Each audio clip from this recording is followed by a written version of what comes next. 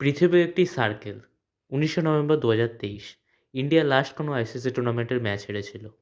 তারপর ২২শে ফেব্রুয়ারি ২০২৬ ইন্ডিয়া এর মাঝে কোনো আইসিসি টুর্নামেন্টের ম্যাচ হারেনি। কিন্তু ২২শে ফেব্রুয়ারি ২০২৬ আজকের দিনে সেম আহমেদাবাদের মাঠে ইন্ডিয়া আবার কোনো হলুদ জার্সির টিমের কাছে হারল।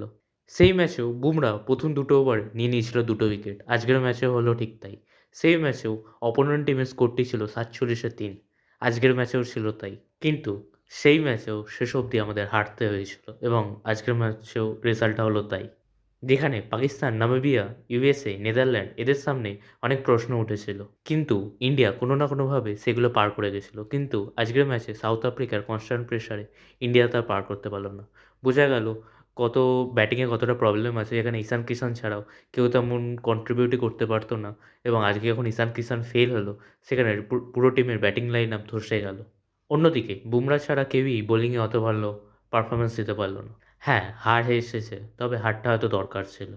হারটার ফলে হয়তো অনেক প্রশ্ন উঠবে, ইন্ডিয়া কি বেরিয়ে যাবে? ইন্ডিয়া কি কোয়ালিফাই করবে না? কিন্তু এই হারটাই হয়তো হয়ে উঠবে কামব্যাকের কারণ।